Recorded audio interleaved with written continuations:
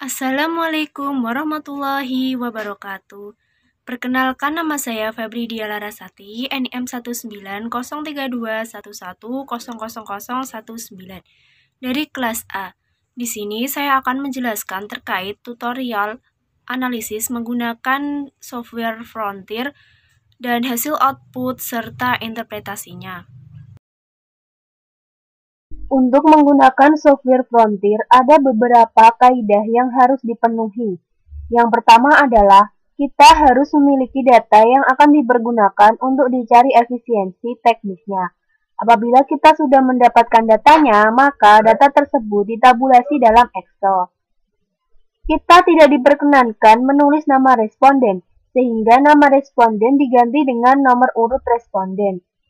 Apabila menggunakan software Frontier, maka susunan datanya yang pertama adalah nomor responden, yang kedua adalah jenis data, kemudian dilanjutkan dengan jumlah output yang dihasilkan, lalu diikuti dengan jumlah input-input yang dipergunakan.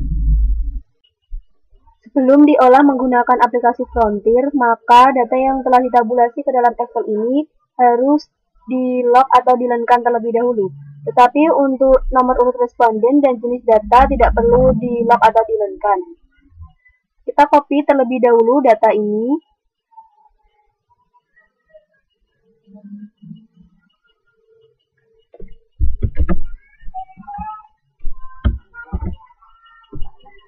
Kemudian kita akan melenkan data di jumlah produksi dan input-input yang digunakan dengan rumus yaitu sama dengan len buka kurung data asli ini, kemudian tutup kurung. Setelah itu kita draft untuk mendapatkan nilai len yang lainnya.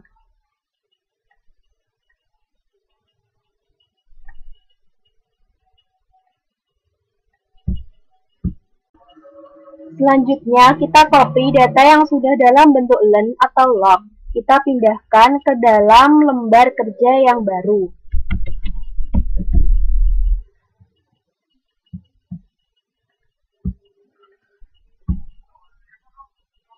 Kemudian data tersebut di belakang koma harus 6 digit angka yang perlu digunakan.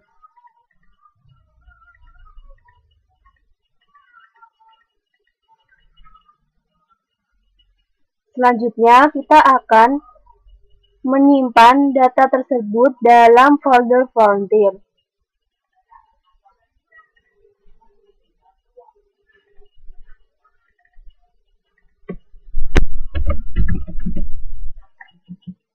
Dengan tipe jenis datanya yaitu MS-DOS. Kita oke, yes. Untuk data ini tidak perlu kita simpan.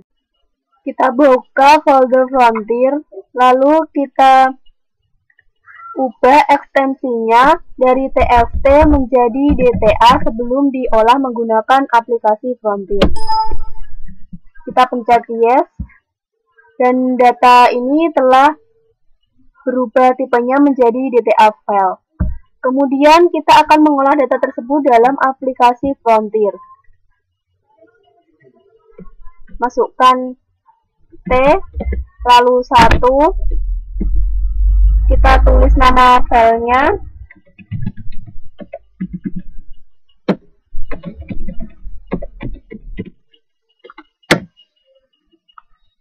lalu 1, Y, 60, 1, 60, 5, Y, N, lalu enter. Kita telah memperoleh data output dari pengolahan data melalui aplikasi Frontier. Kita akan menggunakan the final MLE estimate dan technical efficiency estimate. Ini adalah hasil dari olahan fungsi produksi Frontier.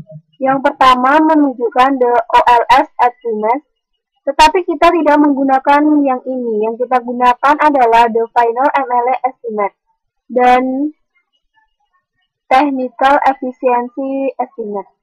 Pada beta 0 ini menunjukkan konstanta, beta 1 menunjukkan X1, beta 2 menunjukkan X2, dan seterusnya hingga beta kelima. Analisis inefisiensi di lapang. Nilai LR digunakan untuk mendeteksi apakah di lapang terdapat kasus inefisiensi atau tidak. Sehingga hipotesisnya yaitu untuk H0 tidak terdapat kasus inefisiensi di lapang. H1 terdapat kasus inefisiensi di lapang. Diperoleh nilai LR yaitu 6,311, DF2 dengan derajat kesalahan 5%, maka nilai kode PAM-nya yaitu sebesar 5,138. Sehingga nilai LR test lebih besar daripada nilai kode PAM. Artinya, H0 ditolak dan H1 diterima, yaitu terdapat kasus inefisiensi di lapang. Nilai gamma. Nilai gamma menunjukkan berapa persentase error term yang disebabkan karena inefisiensi teknis. Alpha yang digunakan yaitu 5%. Nilai T hitung diperoleh 17,19. Sedangkan untuk nilai T tabel 5% sebesar 2,004045. Maka dapat disimpulkan bahwa nilai T hitung lebih besar daripada T tabel.